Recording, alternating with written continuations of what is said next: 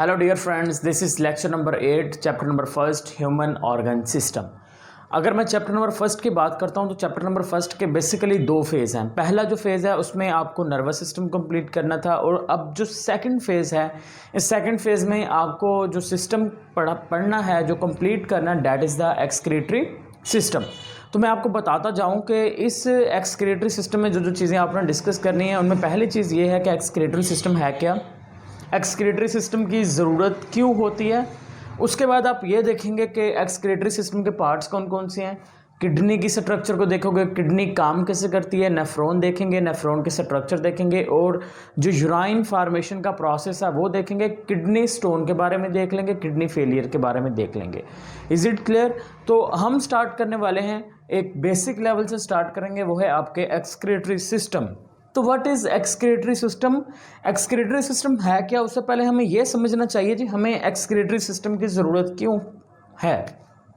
देखें ज़रा dear students, हम सब एनर्जी हासिल करने के लिए खुराक खाते हैं, फूड इनटेक करते हैं, या फिर अगर तबीयत वगैरह ख़राब होती है तो हम क्या करते हैं, टैबलेट्स इस्तेमाल करते हैं, मेडिसिन इस्तेमाल करते हैं। अब खुराक के अंदर या फिर आप जो मेडिसिन खा रहे हैं उसके अंदर कुछ चीज़ें ऐसी होती हैं जो हमारी बॉडी के लिए फ़ायदेमंद नहीं होती।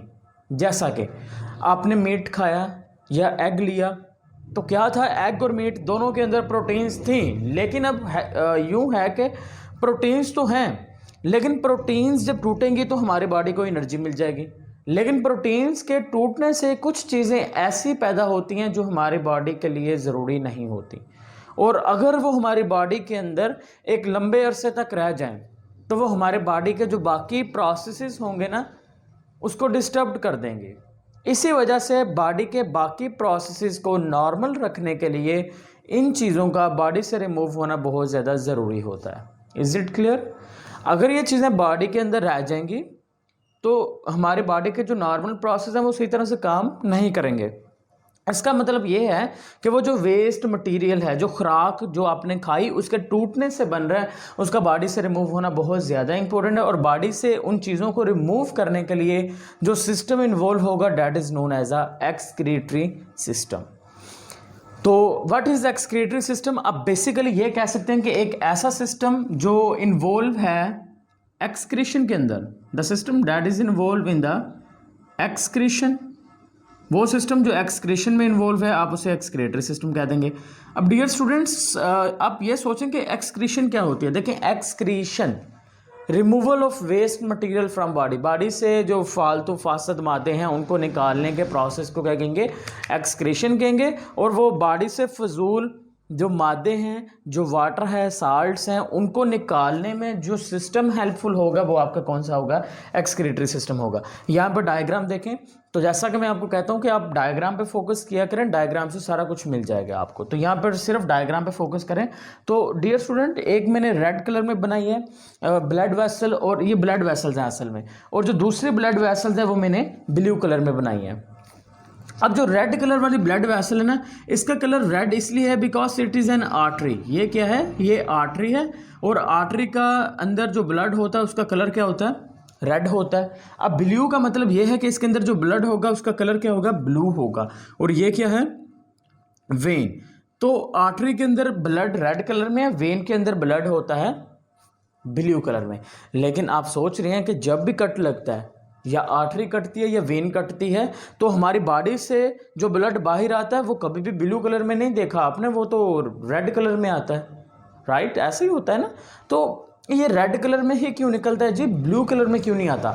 उसकी वजह ये होती है कि आर्टरी के अंदर जो रेड कलर होता है ना ब्लड का, उसकी वजह ये होती है कि ब्लड के अंदर ऑक्सीजन होता है, ऑक्सीजन की वजह से उसका कलर रेड हो जाएगा। लेकिन जो वेन होगी, वेन के अंदर ऑक्सीजन थोड़ी कम होती है, ऑक्सीजन के कम होने की वजह से यहाँ पर जो कलर होगा वो क्या हो जाएगा, ब्लू होता है। अब हुआ कुछ इस तरह से होता है, जैसे ही कट लगता है, कट लगने से ब्लड, अगर वेन कटती है तो वेन के अंदर था ब्लू ब्लड, जैसे ही ब्लड बाहर निकलता है तो हवा में बहुत ज़्यादा ऑक्सीजन होती है, वो ऑक्सीजन फटाफट उस ब्लड में चली जाती है, जिसकी वजह से वो ब्लड ब्लू की बजाय रेड हमें दिखता है। Is it clear? कोई कन्फ्यूजन तो नहीं है? ये आप स्ट्रक्चर देख लें। ये आ गई आर्टरी, आर्टरी के साथ क्या आ गई, वेन। अब आर्टरी और वेन, अब डियर स्टूडेंट्स ज़रा फोकस करें। तो this is your right kidney, अब अपनी साइड से देखें, ये आपकी राइट किडनी है, ठीक है। तो ये है आपकी राइट किडनी और इधर वाली जो किडनी है वो आ गई आपकी लेफ्ट किडनी। तो एक्सक्रीटरी सिस्टम बेसिकली इन्वॉल्व होगा एक्सक्रीशन में। एक्सक्रीशन का मतलब होगा रिमूवल ऑफ वेस्ट मटेरियल, और एक्सक्रीटरी सिस्टम के जो पार्ट्स यहाँ पर इन्वॉल्व होंगे, अब हम उन पार्ट्स का एक बार जिक्र कर लेते हैं। वो पार्ट्स कौन कौन से होंगे? उन पार्ट्स में जो पहला पार्ट आ गया, जो पहला हिस्सा होगा वो आ जाएंगे आपके पास a pair of kidney. Excretory system में क्या आ गया? एक जोड़ा आ गया। किस चीज़ का जोड़ा? पेयर ऑफ किडनी, किडनी का एक जोड़ा, एक किडनी लेफ्ट साइड पर, दूसरी किडनी राइट साइड पर। लेकिन यहाँ पर एक एमसीक्यूज बन सकता है, वो ये है कि अगर आप गौर करें तो राइट किडनी थोड़ी नीचे है और लेफ्ट किडनी मैंने थोड़ी ऊपर बनाई है। तो आप यहाँ पर सेकंड पॉइंट जो ज़रूरी है वो लिखने वाला, आपने कहना जी जो लेफ्ट किडनी होगी वो हाई होगी। Left kidney is high than right. इसकी वजह क्या है? सोचिए ज़रा। इसकी वजह होती है हमारे पेट में मौजूद लीवर। लीवर की वजह से जो लेफ़्ट किडनी होती है वो थोड़ी ऊपर चली जाती है, जो राइट होती है वो थोड़ी नीचे रह जाती है। रीज़न क्या है? लीवर। तो याद रखना है डियर स्टूडेंट, ये एक कॉन्सेप्चुअल क्वेश्चन है, आपको पता होना चाहिए इसकी वजह क्या है। इसकी रीज़न होगी लीवर, उसकी वजह से लेफ्ट किडनी थोड़ी ऊपर चली जाएगी। अब अगर आप फोकस करें तो किडनी से, राइट किडनी और लेफ्ट किडनी दोनों से एक ब्लैक कलर में ये ट्यूब निकल रही है। इसको आप नाम दे दोगे यूरेटर का। क्या नाम देंगे? यूरेटर। देखिए लेफ्ट किडनी से एक यूरेटर निकल रहा है, राइट किडनी से भी यूरेटर निकला है। तो टोटल हमारी बॉडी में कितने यूरेटर हो गए? 2 यूरेटर, एक यूरेटर राइट किडनी से, दूसरा यूरेटर लेफ्ट किडनी से। तो आप यहाँ पर क्या लिखेंगे? अ पेयर ऑफ, एक पेयर मौजूद होगा किस चीज़ का? यूरेटर का। अ पेयर ऑफ यूरेटर। उसके बाद देखें यूरेटर कहाँ पर जा रहा है? यूरेटर एक यहाँ पर देखें एक शेप के अंदर ओपन हो रहा है। ये एक स्टोरेज सैक लाइक थैली की तरह का स्ट्रक्चर होता है, बैग लाइक स्ट्रक्चर होता है। इसको आप नाम देते हैं यूरिनरी ब्लैडर। क्या नाम देंगे? Urinary bladder. तो यहाँ पर आप सिंपली लिखें आ यूरिनरी ब्लैडर, एक यूरिनरी ब्लैडर होगा इसके अंदर। और लास्ट पे देखें जो यूरिनरी ब्लैडर है वो ओपन हो रहा है बॉडी से बाहर एक ओपनिंग के जरिए से। उसका नाम क्या होगा? This one is known as urethra. इसको आप क्या नाम दे देंगे? उससे आप नाम दे देंगे यूरेथ्रा।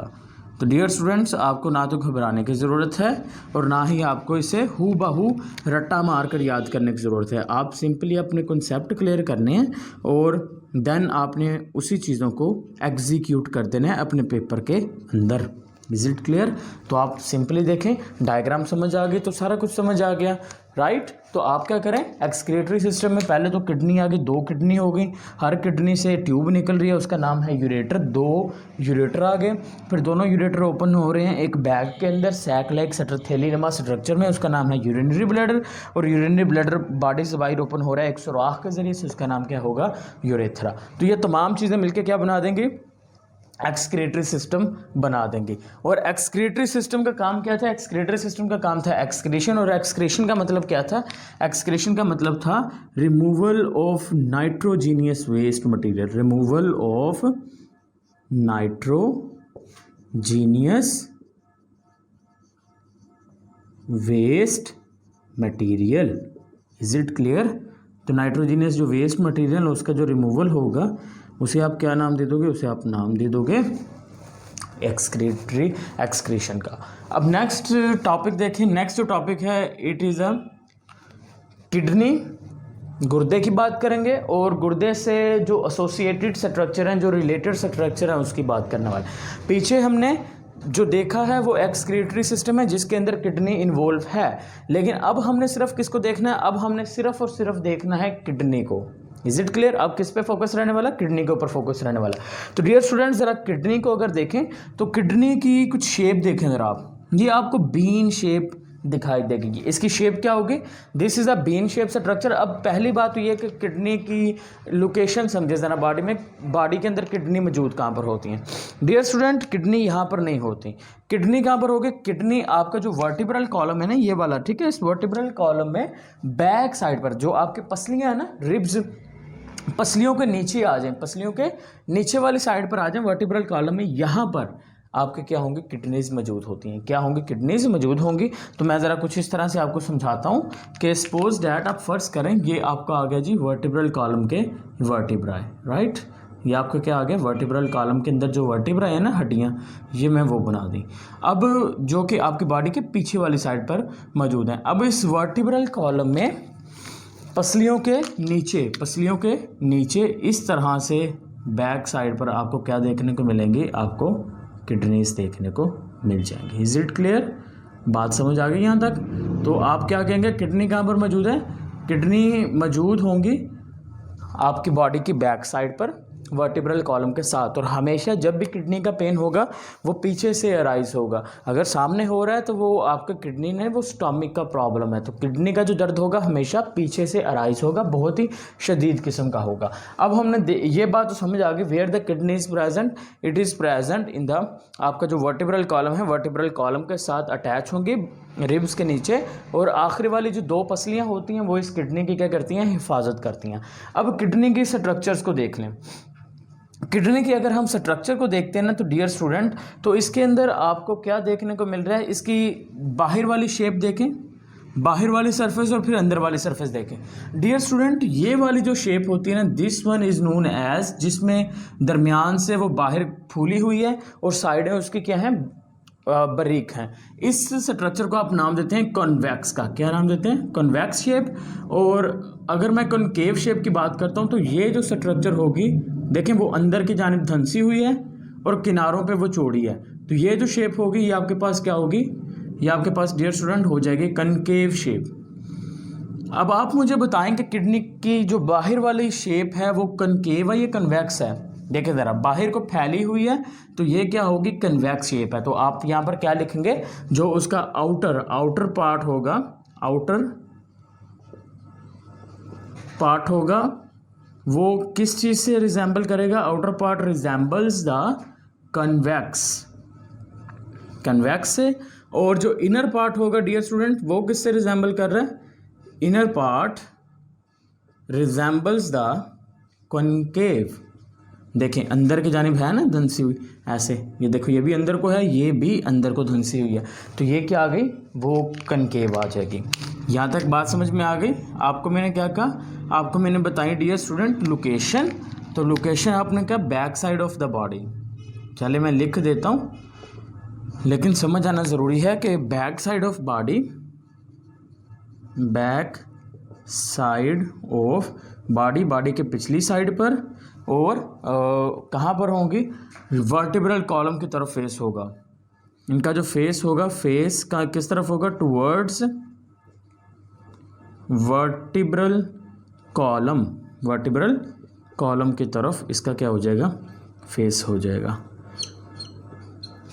अब अगर मज़ीद में बात करता हूँ तो मज़ीद देखें ज़रा डियर स्टूडेंट, होता कुछ इस तरह से है कि जो ब्लड होता है ना डियर स्टूडेंट, वो जाएगा किडनी के अंदर, किडनी के अंदर ब्लड चला गया। ब्लड के अंदर जितने भी वेस्ट मटेरियल होंगे ना वो सारे के सारे साफ़ किए जाएंगे, और साफ़ करने के बाद उसको ना यहाँ पर इकट्ठा कर दिया जाएगा। इस रीजन में क्या किया जाएगा, इकट्ठा कर दिया जाएगा। और उसके बाद ये जो रीजन होगा, देखें ये रीजन, किडनी से बाहर को ट्यूब निकल रही है ना, तो हमने किडनी से बाहर ट्यूब निकल रही थी, उसका नाम क्या था, हमने उसको नाम दिया था यूरेटर। लेकिन यूरेटर तो यहाँ पर आके ये बन रहा है, यहाँ पर ये क्या बन रहा है, यहाँ पर आके ये यूरेटर बन रहा है। लेकिन जो ऊपर वाली स्ट्रक्चर होगी ना यूरेटर, ये यूरेटर है। यूरेटर जहाँ से स्टार्ट हो रहा है उस हिस्से को आप क्या नाम दे दोगे, उस हिस्से को आप नाम देते हो पेल्विस का। क्या नाम देंगे डियर स्टूडेंट, आप उसे नाम देंगे पेल्विस का नाम देते हैं, सही है। क्या नाम देंगे, you say that it is a pelvis. तो यहाँ पर देखें क्या होता है कि जो ब्लड होगा वो किडनी के अंदर जाएगा। ब्लड के अंदर जितनी भी वेस्ट मटेरियल होंगी वो सारे के सारे निकाल दी जाएंगे ब्लड से। फिर ब्लड ये देखें बाहर आ गया किडनी से, और वो जितना भी वेस्ट मटेरियल होगा वो कहाँ पर चला जाएगा, वो पेल्विस में चला गया। पेल्विस के बाद पेल्विस किस में चेंज हो गया, यूरेटर में चेंज हो गया। अब यूरेटर में आ गया, अब जो वेस्ट मटेरियल है जो यूराइन बनाया, किडनी ने क्या बनाया, यूराइन बनाया, वो कहाँ पर आ गया, वो अब आ गया इस यूरेटर में। तो यूरेटर उस यूराइन को लेके कहाँ पर आ जाएगा, यूरिनरी ब्लैडर में। तो यहाँ पर जो यूराइन है वो इकट्ठा हो जाएगा और इस हिस्से में यूराइन को थोड़ी देर के लिए स्टोर कर लिया जाएगा। और जब जो यूरिनरी ब्लैडर है वो यूराइन से भर जाएगा तो फिर क्या होगा, उस यूराइन को बॉडी से बाहर रिमूव कर दिया जाएगा एक ओपनिंग के ज़रिए से। उस ओपनिंग का नाम क्या होगा, this one is known as urethra. उसे आप क्या नाम दे देंगे, यूरेथ्रा का नाम दे देंगे। तो चलिए एक बार फिर मैं आपको रिवाइज करवा देता हूँ। रिवीजन आपकी ये है कि क्या हुआ कि जो वेस्ट मटेरियल थे, आप बस याद रखें सीक्वेंस। वेस्ट मटेरियल कहाँ पर आए, पेल्विस के अंदर। पेल्विस क्या थी, जहाँ से यूरेटर स्टार्ट हो रहा है, जहाँ पर यूराइन आके इकट्ठा होता है ना किडनी के अंदर, उस जगह को कहेंगे पेल्विस। पेल्विस चेंज हो गया बाद में यूरेटर के अंदर। यूरेटर पेशाब को लेके, यूराइन को लेकर आ गया कहाँ पर, यूरिनरी ब्लैडर में। और यूरिनरी ब्लैडर में यूराइन को थोड़ी देर के लिए स्टोर किया, देन बॉडी से रिमूव कर दिया, किसकी मदद से, यूरेथ्रा की मदद से रिमूव कर दिया। तो देखें ब्लड के अंदर जो वेस्ट मटेरियल थे वो रिमूव हो गए ना। अब वेस्ट मटेरियल ब्लड के अंदर कहाँ से आए थे, आपने जो खुराक खाई थी उसके अंदर कुछ वेस्ट मटेरियल थे, वो आगे ब्लड में, ब्लड से वेस्ट मटेरियल निकाल दिए किडनी ने। अब वो वेस्ट मटेरियल यूराइन की फॉर्म में बॉडी से रिमूव हो रहे हैं। तो वेस्ट मटेरियल का बॉडी से रिमूव होने को ही हमने क्या कहा था, एक्सक्रीशन। और एक्सक्रीशन को डियर स्टूडेंट कौन करवा रहा था, वो करवा रहा था एक्सक्रीटरी सिस्टम करवा रहा था। तो डियर स्टूडेंट अगर यहाँ तक आपका कोई क्वेश्चन है तो आप कमेंट बॉक्स में पूछ सकते हैं। अगर आपका कॉन्सेप्ट क्लियर है, वीडियो आपको, लेक्चर आपको अच्छे लग रहे हैं तो इसको लाइक करें और अपने फेलोज़ के साथ इसको ज़रूर शेयर करें।